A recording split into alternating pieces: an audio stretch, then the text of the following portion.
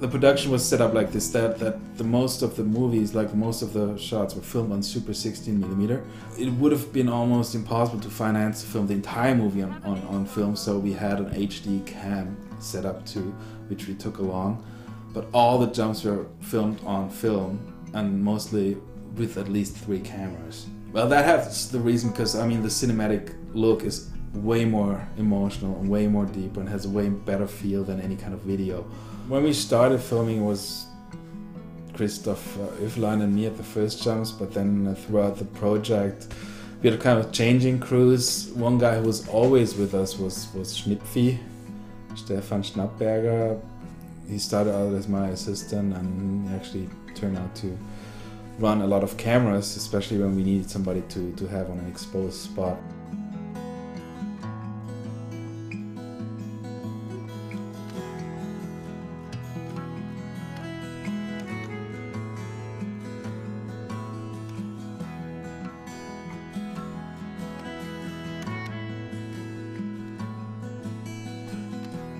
For the hikes on 2 projects in Mali and in Norway, we had Günther Göberlein, because he's a very skilled climber, so he used to do the peak camera a lot. We had Didi Wallauer along all the time, and very ambitious filmmaker, and he actually makes his own movie right now about the old school skateboarding, as far as I know.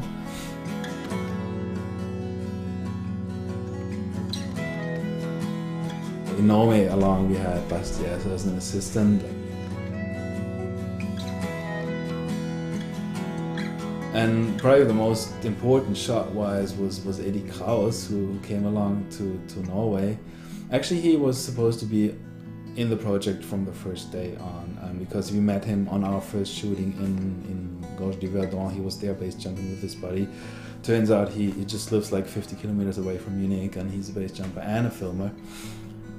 Actually shot his own fiction movie not too long ago, and he had all his cameras set up, including this great helmet camera, which later on took all the really important POV shots which are used in the movies. I mean, it's just in the opening segment you see, it's just opening a whole new universe to the viewer, because you never get this perspective otherwise, and on this high-speed Photosonics camera, I mean, it comes out so smooth.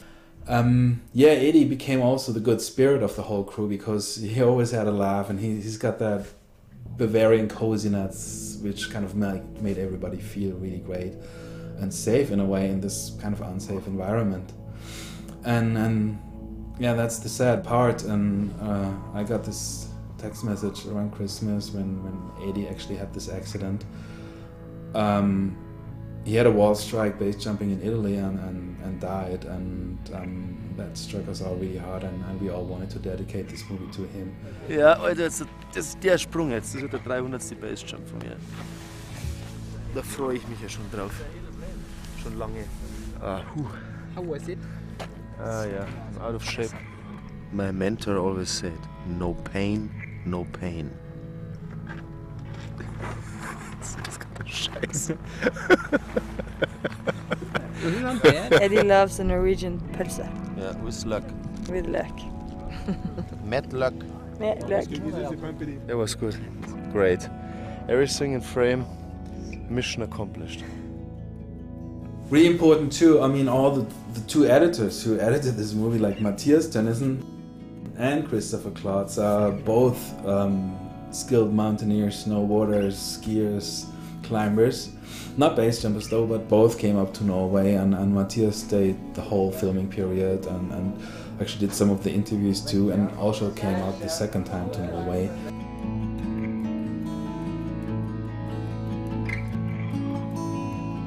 Yeah, the Norway session was very special. I mean, Lysebotn, that's the far end of a fjord, and it's a very remote road. You have to drive there. It takes a long time. You drive down, I don't know how many turns down the mountain, you end up in this little village.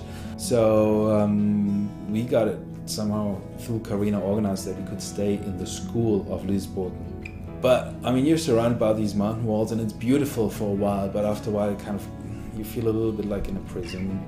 You're stuck there, and once the weather turns bad, it can get a little bit depressing. We spent a lot of time there for just a few jumps. I mean, that's how it is to film base jumping in those remote areas.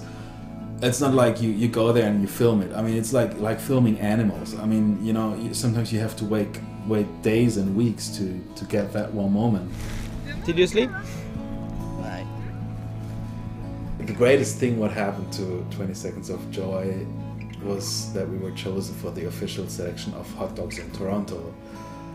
And this is not just because this is the biggest and best documentary film festival in the world, actually taking 20 Seconds of Joy out of its niche of mountain films, but also it gave a stage to a person who totally deserved it and was always in the background of all these productions, and that's the producer Cleo Comino. And finally she had the chance to kind of get a little bit of the credit that she deserved, and being out there and seeing the audience reacting to the movie. That was a very nice moment, and we enjoyed the time with Karina and Cleo in Toronto a lot. Even though the movie carries a lot of tragic and emotion, but working on it was a lot of fun, I think, for everybody. I've never had to hike down this mountain. It's cool. It's like, now you wait for me to say action. Action! Right. 3, 2, drop it. I've never had to hike down this mountain.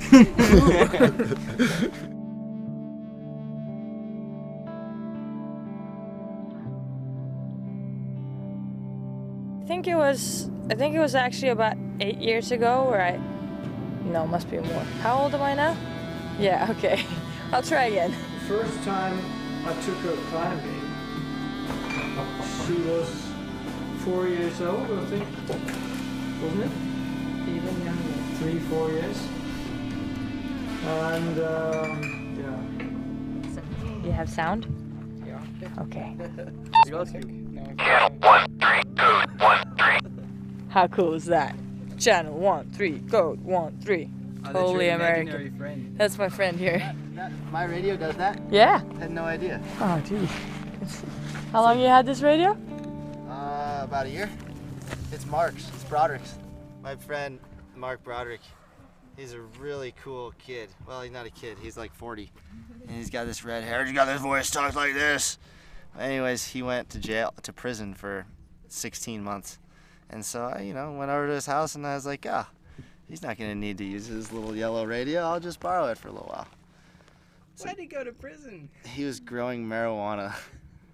I'm gonna put back the 11 centimeters of bone that I'm missing, and I'm gonna go to the disco.